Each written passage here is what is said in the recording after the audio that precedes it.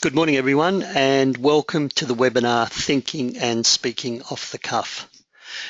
In my view, the ability to speak without notice, to speak off the cuff, to respond to questions, to think quickly and respond eloquently and effectively is one of the most powerful and ubiquitous everyday life skills that we can have.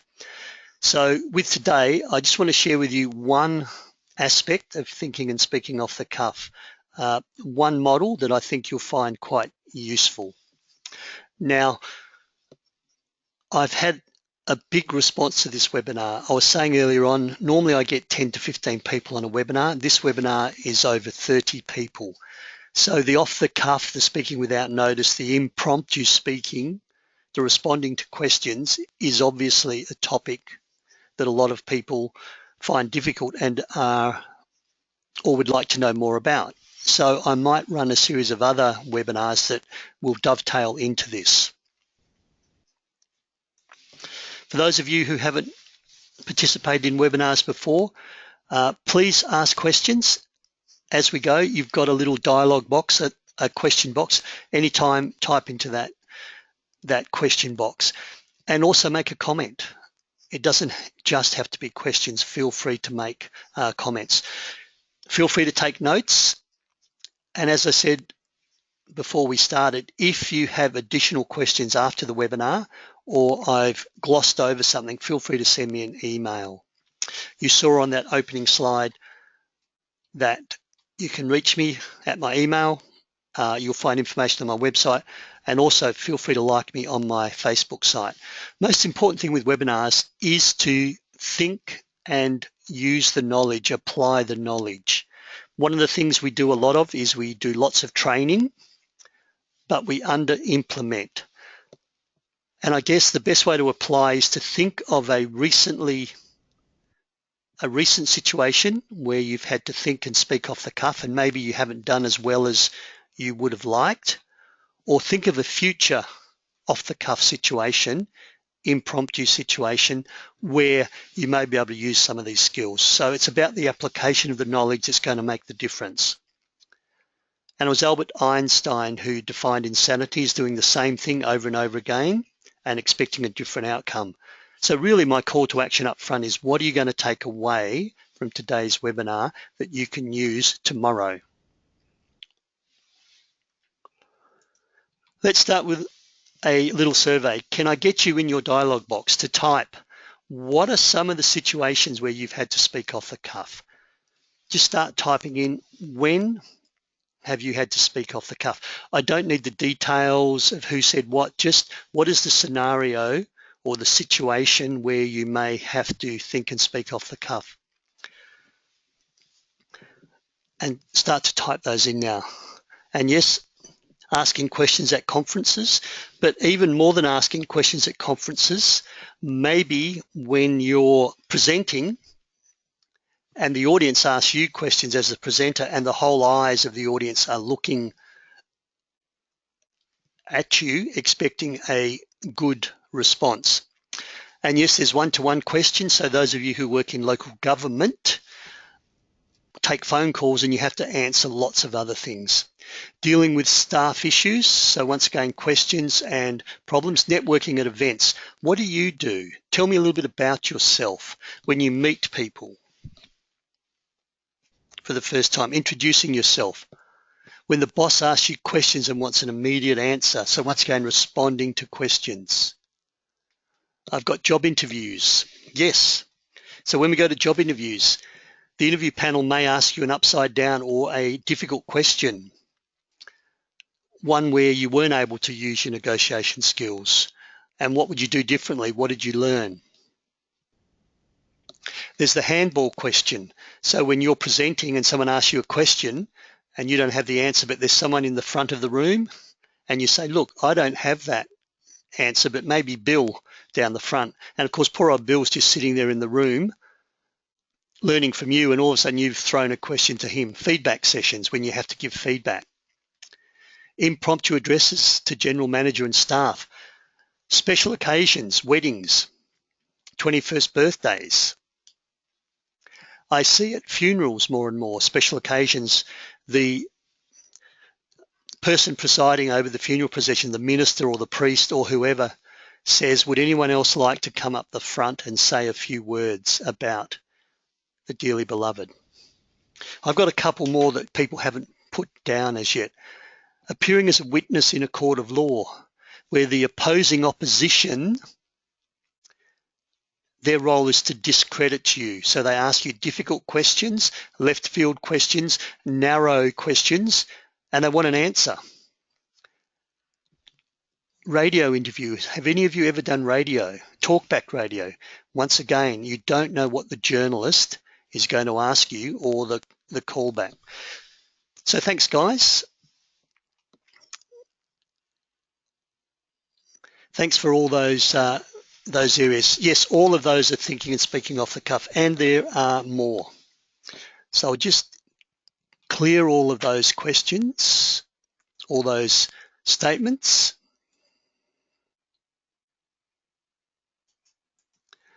So thank you for all of that.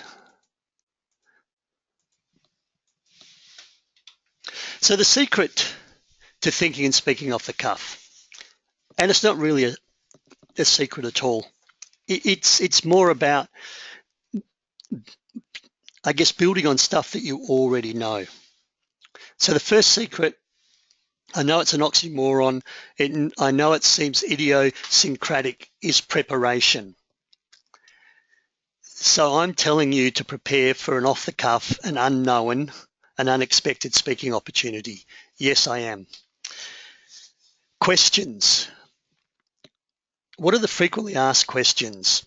What question don't you want to be asked? What question, if you were asked, is going to make you squirm in your shoes, in your boots? Prepare questions for that. Job interviews. You know what the selection criteria is, what the job description form is. You've read the advertisement on seek.com or in the newspaper, and you know the questions are going to be around those particular capabilities, those skill sets. When you go to meetings, there's minutes, there's agendas. If one of the items is project updates, don't be surprised if the boss asks you to do a project update. When you're a witness in a court of law, then prepare your statement. Go back to the scene of the crime if you're a witness. Reread your statement of evidence to the police. Familiarize yourself and anticipate those areas where you're less sure of yourself, so that the opposing counsel does not drill down too far, or that you've got strength in that area. So know your topic inside out. Anticipate those difficult, contentious questions. Read the minutes, read the agenda, read the job description. Read the newspaper, keep up with current affairs, scan the environment. Who's going to be in the room? Are you delivering good news or bad news? If you're presenting to a group of people, a group of parents, and you're talking about reducing funding, reducing services, you already know what questions you're going to be asked. Put yourself in their shoes. The first key to being good at thinking and speaking off the cuff is being prepared. So when you do introduce yourself at a networking event, or say you're at a meeting for the first time, a new steering committee, and the chair says, let's go around and introduce ourselves and say what we do and what do we bring to this forum, or what do we bring to this group of people. All of you've got your 60-second elevator pitch, I'm sure. That 30 to 60 seconds that rolls off your tongue fluently and eloquently and tells the audience exactly what you do and what problem you solve, so that when they ever have a need for someone in your area, you become front of mind. Yeah? Of course you've got your elevator pitch. So when someone says, what do you do? Or you're at a committee meeting, tell me a little bit about yourself and how you make a difference. You've all got that prepared, haven't you? It's called your elevator pitch or your elevator speech. It's very rare that you will be asked to speak on an area, to speak on a topic of which you know nothing. It is really rare for you to speak on an area of which you know nothing.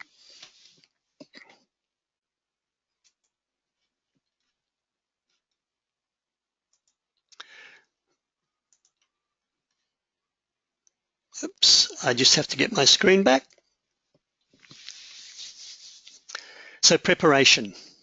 I have a couple of quotes. Robert Schuller said, spectacular performance, so those people who do a really good job, is often preceded by spectacular preparation. And of course, the other one is the 6 P's of public speaking, and you can call these the 6 P's of impromptu speaking. Prior preparation prevents piss poor performance. So I just want you to think, the next time you go into a forum, a meeting, a job interview, someone's farewell party, could you possibly be asked to stand up and speak? Maybe you're an audience member in a seminar. Do you have any expertise where the speaker might throw a curly question to you, might defer a question to you? It's about anticipation and preparation. Now, I can't see you, but I'm imagining there are some skeptics in the webinar. So I need to bring in some big guns. Just to help me. Winston Churchill said, "I'm just preparing my impromptu remarks." And of course, Mark Twain, that famous author, "It usually takes me more than 3 weeks to prepare a good impromptu speech." And Ruth Gordon, "The very best impromptu speeches are the ones written well in advance." So all I'm saying is the first secret, if you want to be better, more effective, more confident at this off-the-cuff space, can I suggest that you start to think about doing some preparation? I know you can't anticipate everything and every question, and I am thinking about running a webinar on how to respond to questions, which is one minor aspect of thinking and speaking off the cuff. And if you don't know the answer, you don't make it up. But what do you do if you don't know the answer? It's knowing where to go and getting back to everyone in the room. So start to think about preparation the next time you find yourself in an off-the-cuff, impromptu, speaking without notice situation. The second secret is structure. If you have a consistent, reliable and a reproducible structure that you use for every time you do a Q&A session, every time you go to a job interview, every time you have to think and speak without notice, and those of you who belong to Toastmasters know that there's an impromptu speaking section of the meeting called Table Topics, where people get asked to speak for 90 seconds on something that they have no time to prepare. If you use a structure or a model, then you're going to be more reliable and more confident. Now, one of the mistakes that people do with off-the-cuff speaking, this includes job interviews, responding to questions, is they just speak and they say stuff and they stop speaking. In other words, they just hit people with a scattergun approach, say lots of stuff and hope that some of it sticks. And people leave that job interview or that presentation or that Q&A session not really sure what your position is or what your point is or what it is that you said. So structure is really important. One of the things I see in job interviews is people will nail the question. They'll answer the question beautifully, then they'll keep talking and they'll keep saying stuff. They'll keep expanding and stretching as if the more they say, the more intelligent they sound. No. With off-the-cuff speaking, with speaking without notice, less is often more. And I love the saying by Franklin D. Roosevelt, be on, be brief, be seated. This is the structure I teach. And it's just an acronym. It helps me remember, but also rise with confidence, rise with the knowledge that as you go up to the front that you can answer this off-the-cuff question. And I will go through these one by one. Resist time pressure. One of the mistakes that people make is they put their foot in their mouth, they fire from the hip, first thought that comes to mind, they verbalize. With thinking and speaking off the cuff, the audience already knows you're under pressure. The interview panel knows you're under pressure. So don't be afraid to take your time. Our previous Prime Minister, Tony Abbott, sometimes spoke too quickly, too hastily, and he said things that he can't withdraw. And shirt-fronting Vladimir Putin is one of them that probably in hindsight, he could have said something else, but certainly we expected him to confront Vladimir Putin about the shooting down of that Malaysian airline. Shirt front came out of his mouth, he's got nowhere to go. So when you resist time pressure, you can then identify your point of view. You can look at the audience, you can work out whether you need to tone down your response, or is your front of mind thought not the one you're going to go with. 9 times out of 10, that front of mind thought will be what you go with, but the resisting time pressure just gives you time to scan or to look at the logic. What do you know? What do you know about this topic? How are you going to answer it? And then when you put it into a structure, and I'll teach you the structure shortly, it's not new structure, it's basic public speaking structure. And that's the thing with off-the-cuff speaking. It is a mini presentation. And then end strongly. This is making sure everyone in the room, everyone in the boardroom, everyone in the seminar room, everyone in the training room, everyone on the job interview panel has no doubt, without a doubt, what your position is, what your point of view is, what your recommendation is, what you're saying about the question that you've been asked. So how do you resist time pressure? And I call it buying time. Make sure you pause and breathe before you speak. This is being comfortable with silence. Those of you who've been to my workshops know that one of my resting positions for my hands is on my belly button. And sometimes it's one hand and I gesture with the other hand. Sometimes I bring both hands just slightly clasped into my belly button. Hopefully my hands are moving in and out as I breathe, as I deep breathe, as I do that diaphragmatic breathing. If you ever rest your hands on your belly button and you're standing before an audience and you're now in Q&A, question and answer, and you've spoken about a contentious issue and your hands are not moving in and out, you've decided to stop breathing. Why would you do an impromptu presentation where you've got to think and speak off the cuff with no time to prepare and cut the oxygen off to your brain? So pause and breathe deeply. Use a filler statement. That's a really good question. I'm so glad you asked me that question. There's a number of things that spring to mind when you ask me that question. Paraphrase the question. So if I understand you correctly, you'd like me to give an example of what I think is thinking and speaking off the cuff gone wrong. And I can give you a really good example of that. Yep, so paraphrase the question. So when I do work around responding to questions, when you paraphrase the question, one of the things you'll be doing is making eye contact with the person who asked the question. And if they shake their head from side to side, then you've misunderstood the question. If they nod their head up and down, then they've understood the question and you're paraphrasing, your breaking down of the question is correct. But really you're buying time. So as you paraphrase the question, you're scanning your mind, you're looking at the logic, the data, the information you know, and working out how are you going to answer that question. So paraphrase the task. Do take your time. This is off the cuff.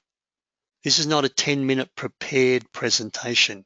You haven't got your PowerPoint slides ready. You haven't got your beginning, that powerful 30-second that grabs attention. This is off the cuff.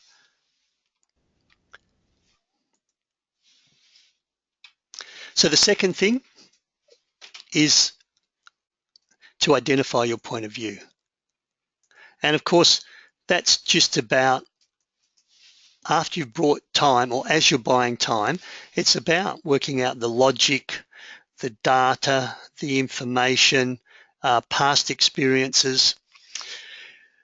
There's another webinar that I can run, and I think people on this webinar might be interested. It's 9 backup models that help you identify your point of view.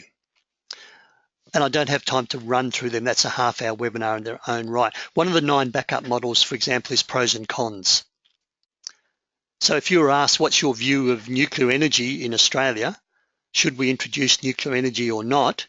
And you've never been asked that question, and you've got a bit of knowledge about the safety concerns. You also know that it's greenhouse gas friendly, very efficient way of generating electricity, but plutonium's a bit of a problem, the waste product, and you weigh up the scales, the pros and cons, the positives and negatives. And as you're doing that, you all of a sudden form an opinion. And in my case, that opinion is, I think nuclear energy is still a bit risky. I don't think it's safe, so therefore I don't support nuclear energy. There's a whole host of ways that you can identify your point of view. The resisting time pressure is buying you the time that allows you to do that. Structure your presentation. Beginning, middle, and end. An opening, a body, a conclusion. I love to teach people the 3 T's. And the 3 T's are quite simply, tell them what you're going to tell them, and then tell them what you told them. So you'd like to know what my opinion is on the future of nuclear energy in Western Australia. I've paraphrased the question. I've told them what I'm going to tell them. My view is, and thinking back to Fukushima, which is about 2.5 years ago, and the recent floods in Japan have perhaps recontaminated the oceans with more nuclear waste and radiation. And I can also talk about Chernobyl, which is about 25 years ago. I can also talk about plutonium. So there's lots of risks and disadvantages, and I think they outweigh any advantages. So my point of view is, I'm now going to conclude, my point of view is that I don't support nuclear energy. Tell them what you're going to tell them what you told them. If you run this mini structure every time you ask to speak off the cuff and treat it as a mini speech, you will improve your off the cuff speaking significantly. Every time someone asks you a question, every time someone asks your point of view, understand it's a mini speech.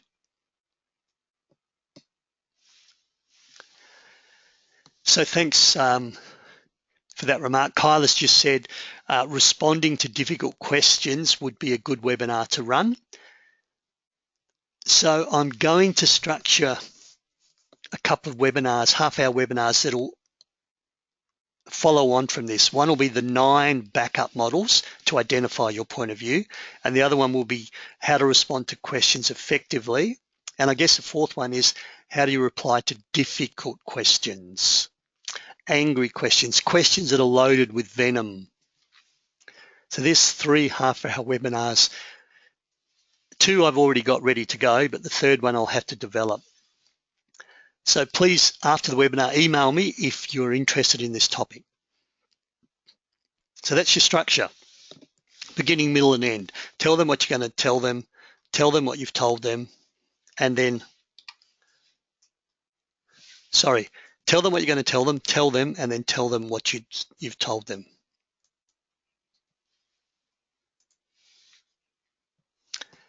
How do you end strongly? One of the mistakes, let's start with the positives. Nail your conclusion. So let people know without a doubt what your opinion, what your position is on the question. If your boss asked you for some advice, some information, some assistance on which way to go with solving a problem, which way to go with trying to create some innovative funding solutions for a family with a child with an intellectual disability, which way to bring a project back on track. And you say, we could do this, we could do a bit of this, or we could do a bit of that. It's really up to you. So sitting on the fence, that's not what your boss wants. If a job interview panel asks you, how would you resolve conflict between person A and person B? Saying you might try a bit of this and this could work, or you could also bring in an external mediator and that might work. So hedging your bets, that will not get you the job. You need to not sit on the fence, so nail your conclusion. And when I run this as a workshop, a one-day workshop, thinking and speaking off the cuff, I get people up front. Now, please, I hope this doesn't scare anybody away from my workshops. I get people up front, I teach them the models, and I throw them a question which they are not expecting. They have 1 minute to answer the question. I then get everyone else in the room, the other 9 or 10 people, to write down exactly what that person's position or conclusion is on the topic I've asked them. And what happens often is 3 people say that the person said A, another 3 people said, no, they said B, and the other 3 or 4 people said, no, they said C. And what that means is you're giving confusing messages or you're giving mixed messages. You can summarize your position. You can restate your opinion. Avoid introducing new material. So my position on nuclear energy is I don't support nuclear energy.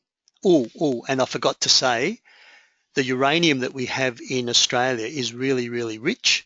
It's very good uranium. It generates lots of electricity from a tiny amount. Aren't you now confused because I've brought in new material? If you do bring in new material, you need to go back and end strongly. If you bring in new material, you need to go back and re-nail your ending. Avoid using words, so when you're ending, so that's my position.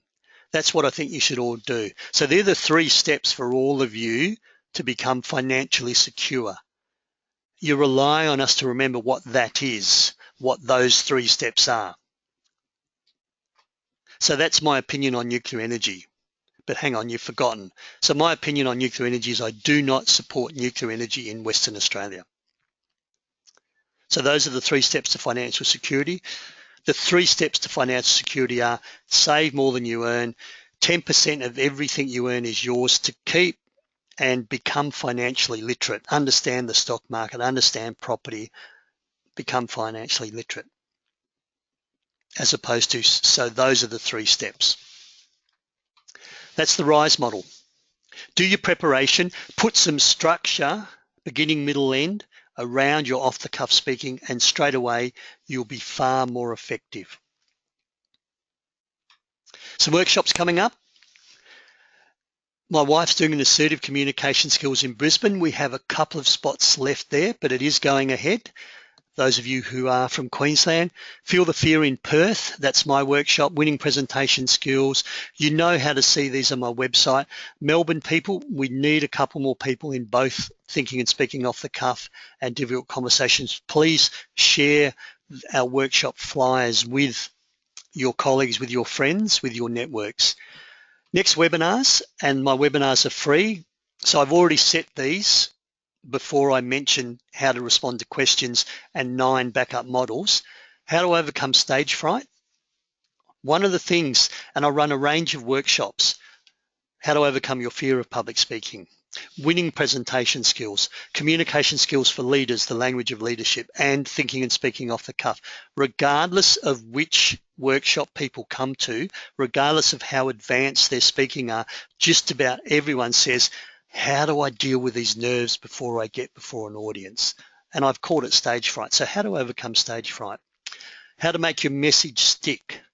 So rather than being a confident speaker and having everything prepared and the audience walking out and not doing anything or not remembering what you said. So there's a couple of free webinars for you. It is about to go 9:30. I'm going to pause for a moment. Are there any further questions on thinking and speaking off the cuff? And feel free to email me after this half hour